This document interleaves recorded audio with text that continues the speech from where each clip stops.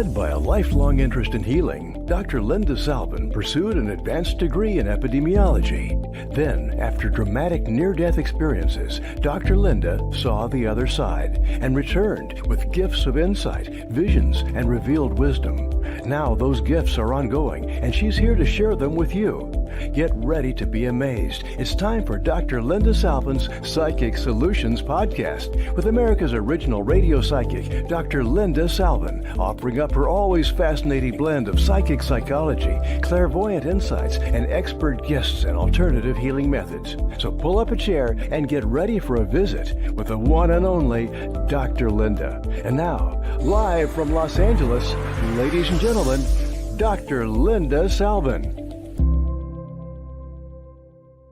Hi, everybody. Welcome back. It's another Psychic Solutions podcast. However, today is just another day during Mercury Retrograde.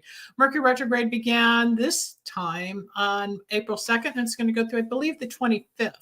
So we have some bumpy days ahead of us, communication problems, attacks, verbal attacks, emotional attacks, weird dreams, technical difficulties, things falling apart. My keyboard, the letter B, stopped working, so I had to replace it with another keyboard I had in the closet, threw that one away. I'm trying to sign somebody up for the Purium, which I talk about all the time, the nutritional detox, and it wouldn't go through, so I had to call someone else to get on their computer because my two browsers wouldn't work. And that's just the beginning. We have another 3 weeks of all of this. And since retrograde means like reversal of the planet Mercury going in an opposite direction, which is the planet of communications, we find that people reconcile, people reconnect, people remove, people release. What you don't do is sign a new contract. You don't buy a house or car or any big purchase. If you've already made plans to travel ahead of time, it's better than signing on the dotted line to pay for your tickets now during the retrograde. Although some people have good luck. I don't. I don't have good luck during the retrograde at all.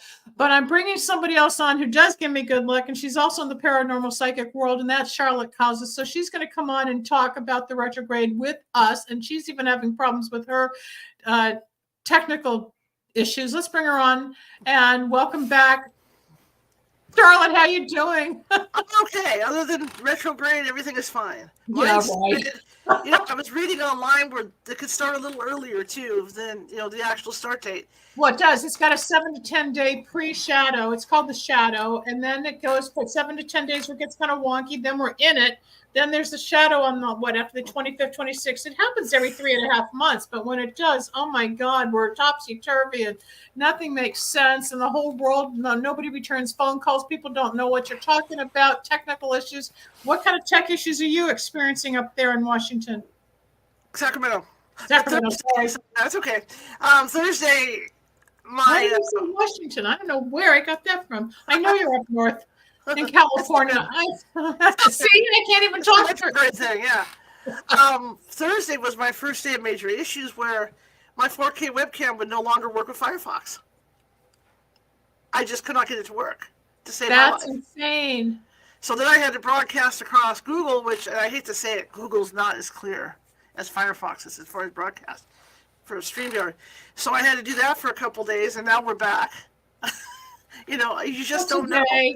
For today. My internet has been really, really wonky. I mean, the little sign will come up there, I'll drop off, the guest will drop off. I mean, all kinds of stuff going on like that. I hate this time of year.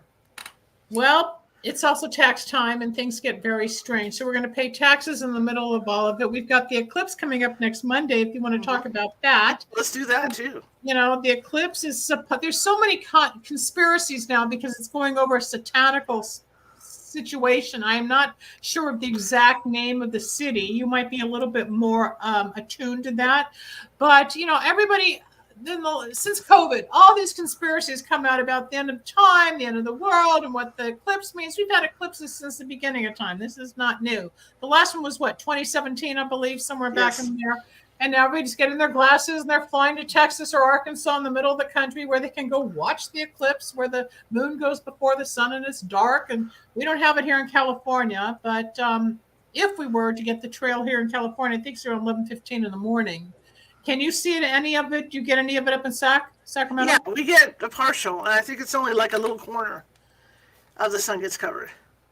but there is a partial. In fact, I'm going over to Warby Parker later today to get my glasses. Oh, okay. Well, that should be fun. You can even broadcast about it later. But let's get into the Mercury retrograde. And, it means RE words. So it could be relinquish, release, reconnect, reevaluate, renew. All the RE words come into play during a retrograde. People, if you're out there and you want to call in, Juan, can you put the number up for us, please? The 561 number. So if anybody wants to call in, they can join into the show. I forget the number. He's got to put it. There it is. 561-623-9421. People, if anybody is listening live right now and you feel like joining us, here's Hassan. That's when I first met Linda Salvin when we were in a retrograde years ago. Okay, so Hassan, let me tell you this story. He's a priest, and he was in my infomercial wearing his priest uniform, talking about the spiritual founders and how they do not mess with religion, but their spiritual line. And he goes back to my radio days, probably in the 90s, I believe, because I've been around radio over 30 years. But so, it was probably a retrograde, and you never left. You've been renewing with me each year. You want to call in right now, Hassan? 561-623-9421. You can join Charlotte and me. We can talk about this wacky time. Business is slow. People don't show up. People accuse you of things you never thought would happen.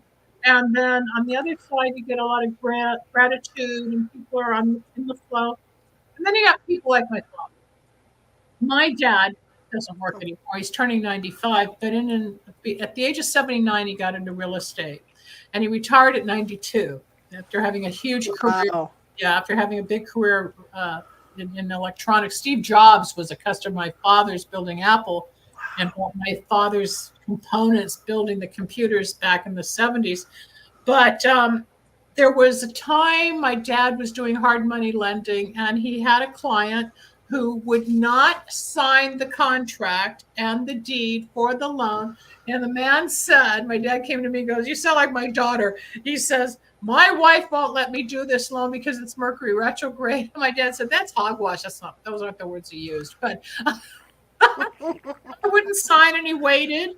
And my dad went on and financed another loan, and there were no problems. Sometimes the money gets stuck. The papers don't go through the fax or the email properly. So there's a glitch in typing something. There's always something. So we take precautions.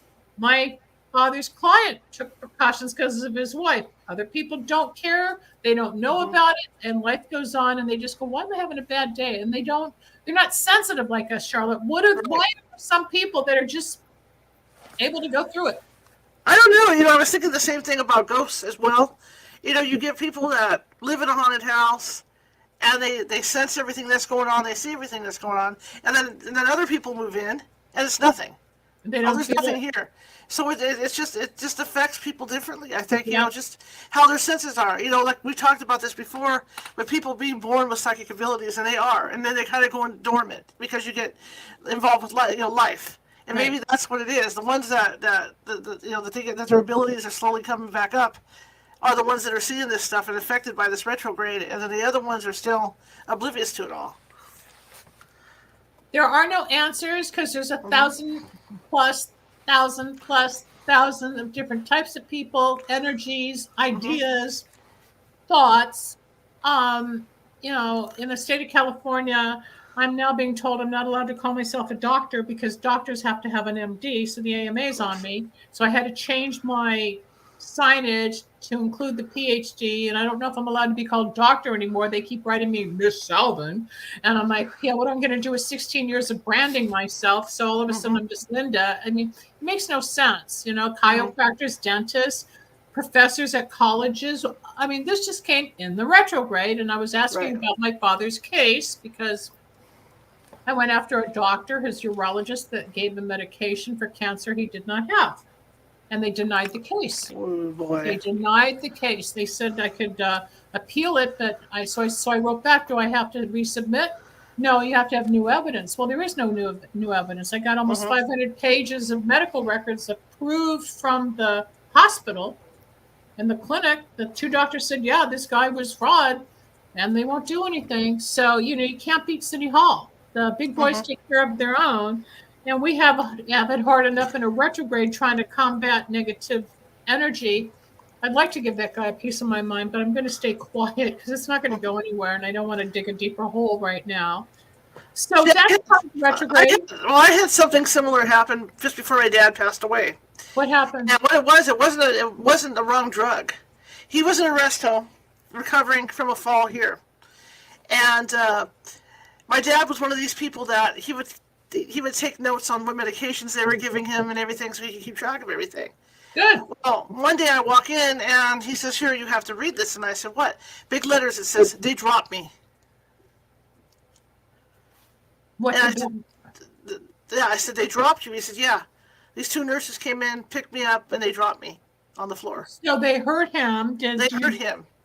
And so after he passed away, he got a lawyer. And after he passed away, he says, "Please make sure you follow up on this because they really, really hurt me." And so I go in to get the rest of his paperwork. No one said anything to me. Lawyer calls me and says, "Well, we don't have a case." And I said, "Why is that?" He says, "Because 10 doctors, and 10 nurses came forward to say that they're the witnesses that they didn't drop him."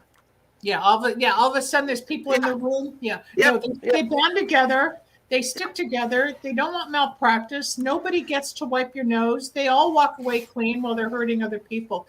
I was ready to, just like with you, I was ready to say, what if this is one of your loved ones? But I can't.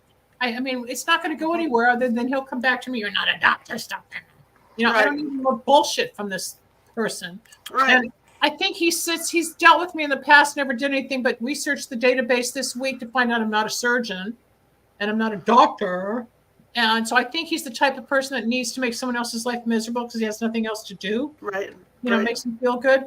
That's horrible about your father. Even if he wrote it out, no, you can't prove liability half the time. A car accident is different, but it's his word, their word. How do you have 10 people come forward to say no? They weren't in the room. How are you going to fight that? You can't.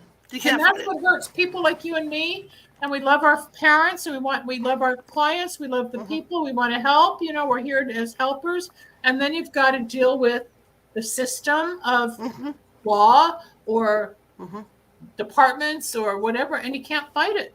I lost sleep the other night thinking I'm up for $10,000 fines and a year in jail. Yeah, I called myself doctor. Yeah. Well, what do other PhDs do? They're teaching college. They're on radio. They're on TV. Dr. Phil, our vice president, Dr. Biden. They're not going after her. Yeah, it's crazy. It's a little guy. Well, just like my theme song that I use for my show, Adobe Audition used to, the first versions of it used to send out royalty-free riffs with drums and all this other stuff so you could write your own music. So I wrote my own music. And now every time I do my show, I get a copyright claim on Facebook for music I've used for like 16 years. Yeah, they're finding weird avenues to go after people, and I don't know why. And it's what we have nothing better to do, or is it because what's happening with the censorship and the world's becoming a smaller place because they're controlling us more? And it's getting scary. It's getting our freedoms are going away. I spent 3.5 years getting that degree. I spent 2 years in grad school at Michigan. I am board certified with the American Alternative Medical Association. I wrote to the doctor there. He's an MD, and you don't get a fake MD. And he's the one that certified me through the board 8 years ago or whatever. Gave him my ID number and everything. He said, "Okay, just write your name out. Let them know you're an educator. You're not practicing. I'm not on the table cutting people up. I'm not. I cut up psychic stuff. I cut up ghosts, or I cut up energy. I dissect people's problems. I don't have enough money to get a new job. It's horrible. And I understand the music thing. I have, when I bring musicians on, which is rare now because I have to have a durable license to prevent me from being charged or fined from ASCAP and BMI, let alone all of the platforms. I have to prove I am covered where I won't have to pay. Are they asking you to pay fines, or they're just saying you're out of line because of the copyright that you actually have because it was They're free. telling me I'm out of line because of a copyright that I actually have. And I'm tired of it. I mean, so I have to write a response and go, look, this came as part of a freebie for, with Adobe Audition. I've had this thing 16 years, and all they'll say is it's been submitted. Only once in the last 2 years of going through this did I get a note back, which was about a month ago, saying, okay, we've accepted it. They don't respond.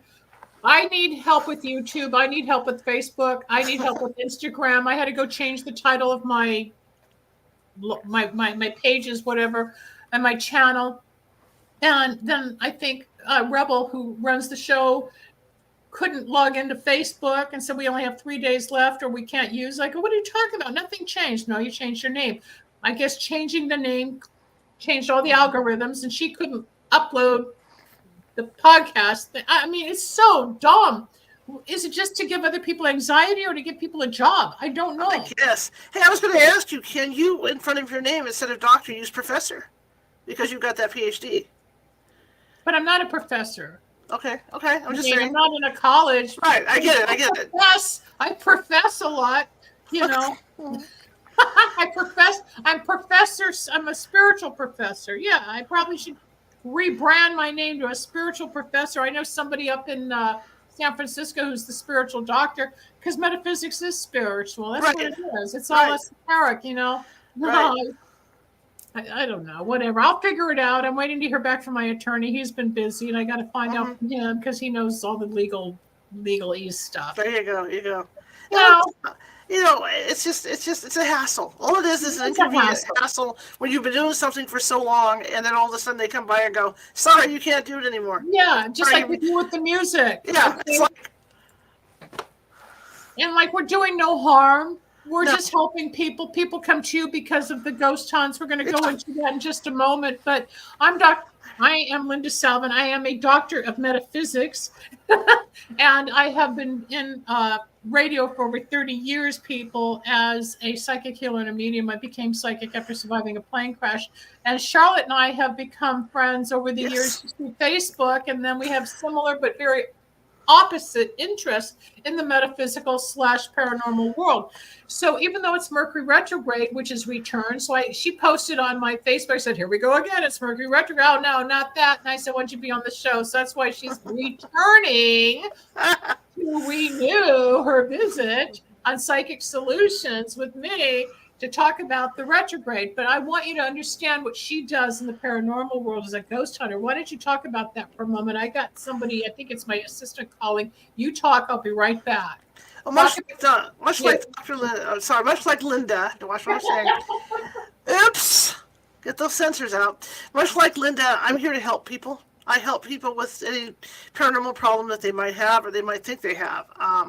We're working on a case right now that's residential that's on 6.5 acres, and it turns out every member of the family, there's 3 people that live in this house, and every member of that family is psychic, so they're drawing in a lot of energy, and it's coming in from around the area that they live in, and they're seeing ghosts regularly 3, 4, 5 times a day in this house, and like I said, it's because they're new to being psychic. They're not used to it, so they don't know how to shut that door, because there's a certain door that you can shut to shut, just take a break from it, and they're not doing that. And so the husband's seeing stuff, the wife is seeing stuff, the 12-year-old daughter, by the way, who probably is going through all that 12-year-old daughter things, where that happened to kids. It escapes me what it is. It's just a lot going on this property, and I can tell you one thing about it, because we haven't gone to the official investigation yet. I just did the prelim. They've been seeing a Civil War soldier. I was just going to say, is it battleground or is it, it feels like it's all burial ground. I was just going to say that, what they're feeling, for the people that don't understand, a lot of times if it's burial ground or if there was a war or somebody died there, it's going to be that ghost or that entity will come about. And sometimes, like you say, somebody can live there, not feel it, sense it, or see it. Right. Others, it shakes it up. It awakens, right? The interesting part of this is that I think it was the landlord, the person they bought the house from, came to them just after they moved in and said, "Oh, you're gonna have fun here. There's a lot of stuff that goes on." Plus, they told, "I'm gonna have to do the research on this," but in linking with the Civil War soldier, they were told that one of the last remaining Civil War soldiers had lived on this property in the past. So that's his ghost. That's his spirit. That's who they're seeing, yeah. But they're seeing, I mean, they're seeing a lot of stuff. And then there's a claim that across the way there were satanic rituals and things like this. So it's going to be interesting. It's huge acreage, and my team's real excited about getting out there to investigate. But like I said, there's a lot going on here. And the daughter is is 12 years old, so she's going through puberty. She's going through that stage where kids can mentally create stuff and poltergeist activity and all that. So that's got something to do with this too.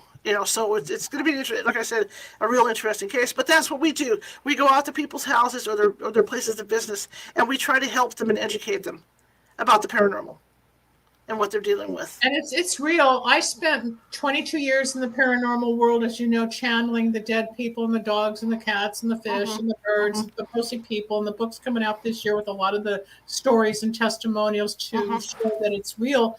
But I got out. I took a toll on me. You have to be a certain type of person to really want to deal with it. I mean, 22 years was enough for me to deal with dead people, not the ghost hunting. That's your thing. That's another aspect. People don't understand the different departments in paranormal. When the channeling took place, I became a medium after having tumors removed from my body, and it opened me up.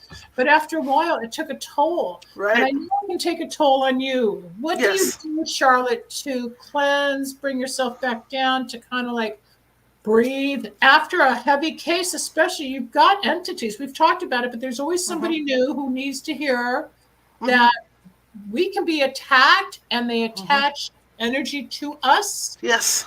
Explain. Yes. Because every time you go out, you're opening yourself up to this stuff. Everybody is born with abilities. Like I said, at some point in your life, some people, hone the abilities. Some people just get busy doing life things, and they kind of get buried. But then when you join a paranormal team or you get into an active house, things start coming out. Yeah, it just blows up. And for me, I found that meditation works great for me. When I get done with these things. The other thing we do, and people laugh at us, but we'll step outside the front door of these places, and we all turn and we go, stay, whatever you are, stay there. You don't belong with us to follow us home. But I mean, there's always the inevitable one that does come home. And like my house is a very active place anyway with all my relatives. Oh, I bet. And I can tell when it's someone that doesn't belong here if I get followed home. And sometimes I think, I can feel like when it's a little down or something's a little off, and I have to light a candle or do some sage or talk to it.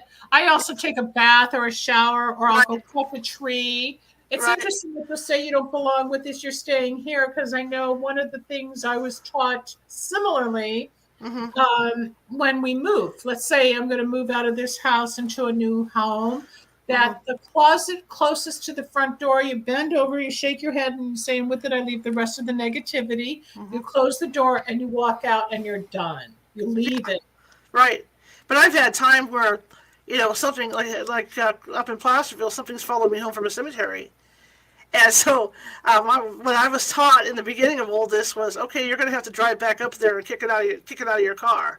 So I remember doing a few trips like that too, driving back to the location, opening the car door, and telling them to get the hell out of my car. Did it? Could you feel it or see it?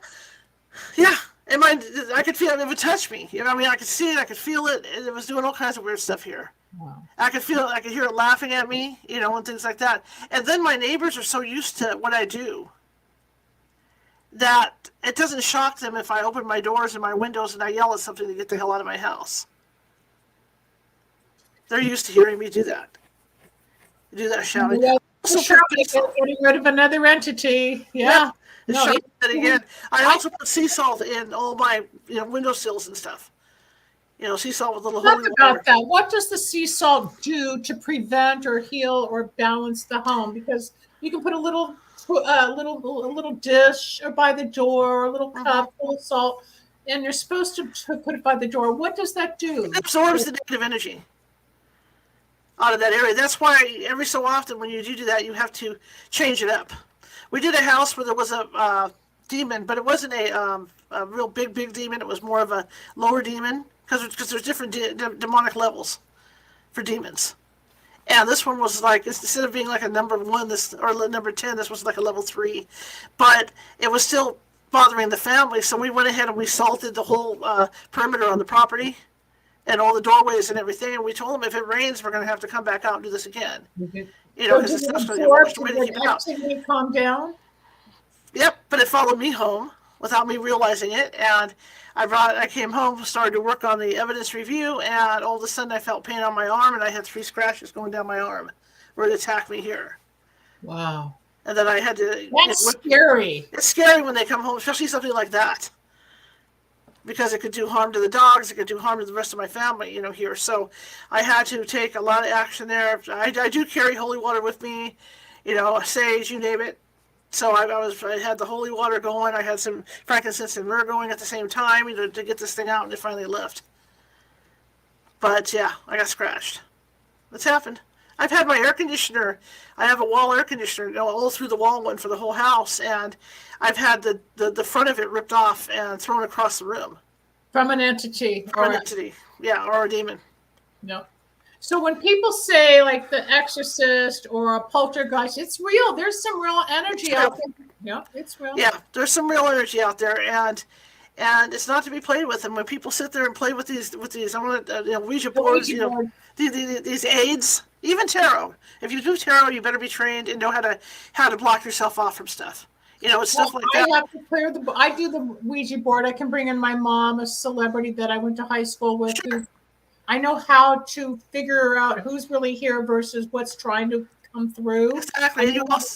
And you also know how to put that block around yourself too, so yes. they can't get and you. And with Ouija boards, people don't know, but even in a book that was written on Ouija boards to eat a banana, because doing the Ouija board, it will drain niacin and potassium from your body. You have to have water by you. There's a whole lot that goes on because there really is energy of dead entities coming through, and if you are the channel, if that needle, that cursor will move around, and you take notes for hours and have fun with it. And I would say maybe 80% of it often came true. I haven't done it in years because I don't have anybody good enough, strong enough to bring it through.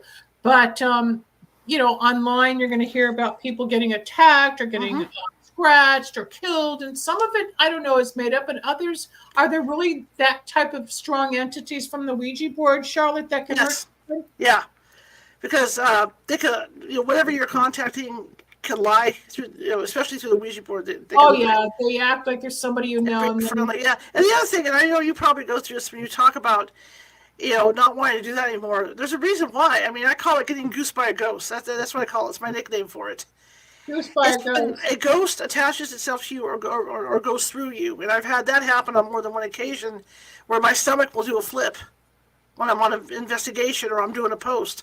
And I know something went through me. And then I'm down for like 3 days because it just sucks everything out of me. Yeah. It's exhausting. I've had that happen when I wouldn't know why I'm so drained. You know, it's like all of a sudden I'm like higher than a kite and I'm productive and I'm talking to people or going places, and all of a sudden I just want to crawl into bed, turn it all off and go away. And then it's a little wavy process of like, I don't know why I don't feel good. And it could be from all the work, because I'm like you. I take energy from people in a different way as a reader. And then I still take on their stuff. And then I have to shake it off. It's hard. Absolutely. It's hard. And especially if you get one that maybe you don't even expect it to happen. Let's say you're done talking with somebody and you're thinking, okay, I'm done. I'm going to get offline like here. You're being choked or you're being strangled or you can't breathe. You've had those. I've had people that get angry at me, and you could probably identify with this. Let's say your name is Judy and you're calling from Wisconsin and you want a reading and you're booking. And I say, okay, I need your, and as soon as I hear your voice, all of a sudden I get angry. I get agitated because I picked something up from you, but you don't know you have it, but it's attacking me. I say, I can't read you. I can't talk. Oh my God, there's so much negativity. You need a shaman. There's nothing wrong with me. I say, I'm sorry, I can't work with you. And they think I'm crazy. Oh yeah. Absolutely. But I feel just from the voice or the energy, and a lot of people don't understand that we collect it. they, like a magnet, we can feel the choking, I suffocating feeling. When that came home with me, we did this old hotel, and the investigation, things were happening weird anyway. Like one of my investigators doing the walkthrough got pushed down a flight of stairs, because this thing did not want us there. And so we went ahead and did the investigation. We're closing up for the night, and I said, let's go do an EVP session in the parlor, before we leave. So we're sitting there, and I sat with my back down the hallway. There were no lights on. It had one of these really cool doors. You would have liked it. It had one of those stained glass doors, real pretty, Victorian door. So there was enough light coming through where you could see what was going on.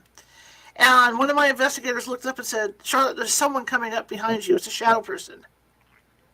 And I turned around. I didn't see anything, so I continued with my session. This is the closest I have ever gotten to a shadow being in my life. I've read about it. I've heard about it. Explain it, please. I know this thing must have been 5 to 6 feet away from me. And it came in and stopped right in the middle of the little doorway thing in front of all 10 of my investigators. Everybody saw it. And it was a man, and he was watching us. And at that point, my investigators started yelling at it, for the name of Jesus Christ, leave us alone, blah, blah, blah. He went through the glass door, and you could see him go through the glass door to the outside. So I thought, okay, he's been gone for a couple of minutes. I'm going to continue the session. He came back in and was standing there. Wow. And at that point, I said, all right, we're done. You didn't see him re-enter. Yeah, literally saw him. And at that point, I said, okay, we're done for the night. Let's just call it a night, go home. Went home. At that time, I was sleeping on the couch because my dad was ill, and so we were always in our clothes, in case we had to go to the hospital or something. And I felt someone crawl on top of me and grab me by the throat. That's like a witch's riding. They'll do that. If it's called witch's riding, you feel like someone's on top of you, especially if you're sleeping and you can't breathe, and they're going for your jugular. Or you've also got the incubus and the succubus when you're sleeping. Were you awake when this happened, or did it happen during your sleep and it woke you up? I could literally feel. My mom said what I did was I reached up to push him off because I could feel it. But I knew something had come. That he had followed me home. And he was harassing us even driving up, because I remember on the road we kept getting these really weird feelings. And both the investigator in the car with me, we were feeling really sick to our stomachs, going up. And we kept hitting cold spots on the road, what I thought were cold spots.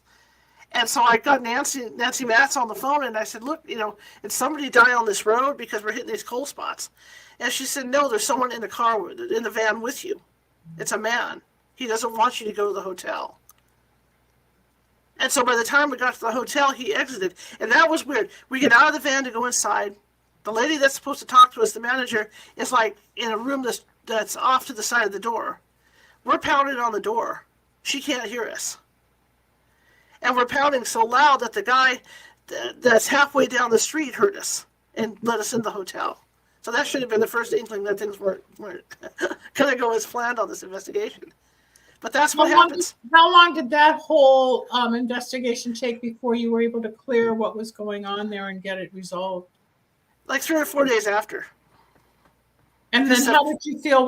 Besides elated, and you did you celebrate because it's done, but you're also drained and like, oh my God, what was that? You're drained. We go up to the post and all out with them and explain everything to them, and then once that was done, you still feel that drain. When you're pulling away, you feel relief with something like that because it's just so draining. Even walking into that place, you could feel the energy.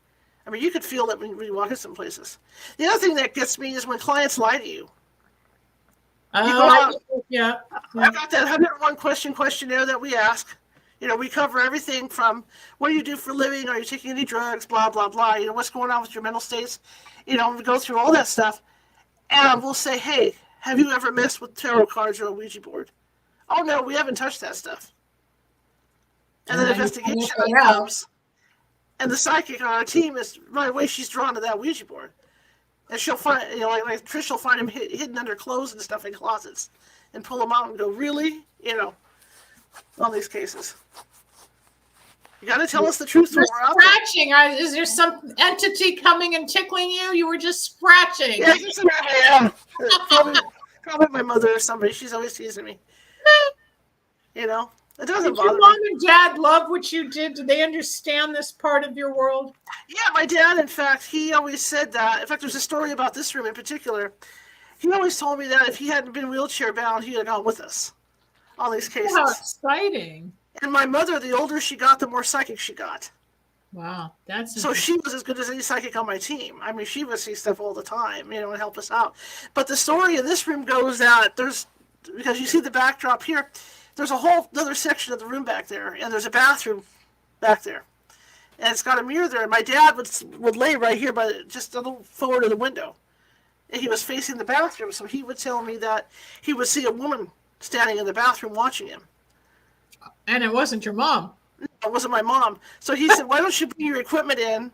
Let's ghost hunt. And I said, okay. So I set the camera up in here. And he says, well, I need something in my hands. I said, well, here's a digital voice recorder. Here's an EMF reader. Here's a little camera for you. And here's a notebook. He must have loved that. Yeah, and so I still have the footage of him lying in here waiting. And then the next morning I go in, well, how'd it go? He says, they didn't come. Oh. He was all sad about it. But here he's sitting there with all the equipment waiting for this thing to come. So he can investigate it. It's almost like the entity knew, so it deliberately didn't show. It deliberately didn't show, yeah. I think it was one of my aunts, because his sister had died in her 30s or 40s, so I think that's who was here popping it out. And I used to work in here after he passed away. I had, my desk was over there for computer work and ghost hunting and stuff, and I could sense somebody always watching me from that bathroom. Always being watched in here. But not so much now. Because he's gone, they went too. But there's still other ones.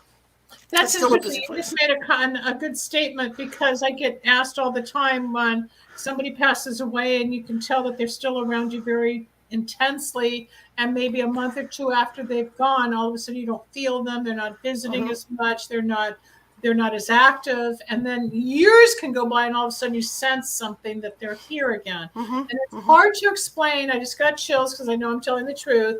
That a lot of times they stay close to the earth plane while the grief is taking place and the shift is taking place for them. So it's usually a 30 to 45 day process for the soul to, align over there. And then the people over here who are shocked and grief and, oh my God, the loss of a dog or the man, the woman, whatever. And until it balances. And a friend of mine who lost her husband a few months ago said to me just last week, he doesn't visit anymore. I said he will, but right now he knows you're okay. So they back off, or they've got other things to do on the other side as they're ascending into whatever realm they're going to.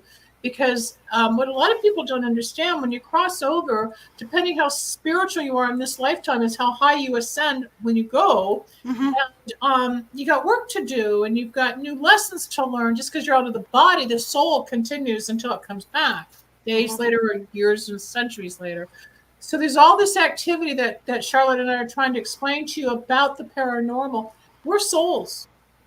We see souls. We feel souls. We sometimes don't like certain souls. You can go into a party and you feel like, I don't belong here. These are not my people, because you don't. Right. I don't connect. I don't feel right. Or are they judging me? Or am I judging them? Or it's just not the group I need to be around them. There's others I'm wide open. And then there's others that are mixed. And some people I get a soul connection immediately. And others, it's like, I don't care if I ever see that person again, because it was just, right?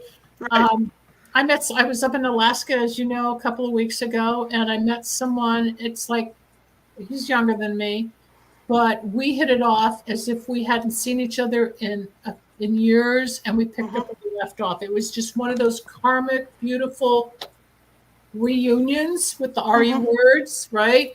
And I just adore this man. But I mean, I can't do much with me in California and his life up in Alaska, but I can feel it. And then for a while, I think it took a few weeks for me. And I even told him, give me some time. I have to detox and release from this. It's a process of letting go from the intensity. And it's like anything else. When you really connect with someone, those emotions will stay.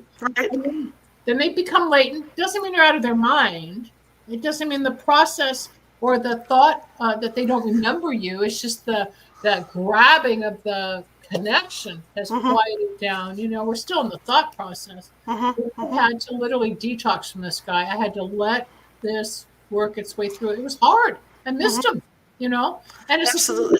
same thing happens with ghosts sometimes, Yeah. or the entities. We get these feelings. So it's not just in the human form, Right.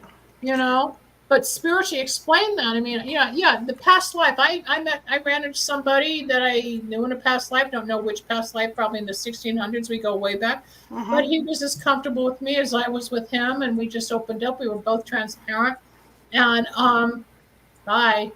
I don't want to say goodbye. It's we will text, but I can't pursue it. Mm-hmm. I'm not moving for Alaska. He's not moving to Los Angeles. Right. What do you do when you go through something like that, when you've met somebody and you're just like, oh my God, you want to love them for the moment and you move on? It's real hard. You have to move on. I had that happen to me.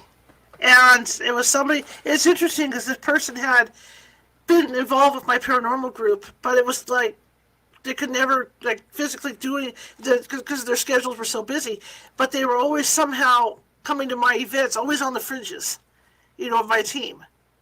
And we went to investigate their house because they were having problems. And as I was sitting there talking to this person, it hit me. It hit me big time. You knew them. Yeah, I was like, oh my God. Because just before it's a weird story, because just before I had gone over there, I had this weird dream. And it was like that tannish color, like old movies, like olden times. Mm-hmm. And I was behind this person, and then I reached out to hug them from behind. And I thought, that's really weird. And that's when it hit me the next day when we were over there. And I was like, oh my God, this is a past life thing. You had the premonition of the soul or the spirit. You went to hug and you couldn't feel it. Yeah. Now you were there in physical, but it's like a premonition. Yeah, you had a precognitive dream. But I've been pretty lucky because that person's still in my life. I mean, obviously we can't act on any of that. I mean, it's 200 years later or whatever it is. Because I did do a regression, a past life regression, a couple of years ago. And it turns out I was married to this person in a past life. And my best friend was my kid. Oh, I love that. I'm getting chills again. Yeah, so we're still in that circle. But it's funny, the way it went down. Now, what I was going to say was the whole after-death thing. My dad had always dreamed of going to China. He wanted to take a boat down the Yangtze Kiang River. That was his big dream. So the day he died at Kaiser, and then my mother and I sat with him for a while, and then we went home to go grab something to eat. Mickey D. I know it's bad for people, but sometimes you just got to have comfort food. And I called Nancy Mass to say, hey, he finally passed. And she says, yeah, she says, and I'm curious about something. And I said, what's that? She says, why is he in China? Oh my God. So she already picked up the spirit and he already went to do his dream. Yeah, I guess he figured he could get up and walk, and off he went, off to China. So he got to live his dream. Now with my mother, when she passed, she always said, once I go, I don't want to be dirty. I don't want to be dirty. I don't want them touching my body if I'm dirty. So after she passed, I gave her a bath. And I washed her down, knowing what I know about the paranormal. I made sure I had a scented soap, a certain scent, that I bathed her in.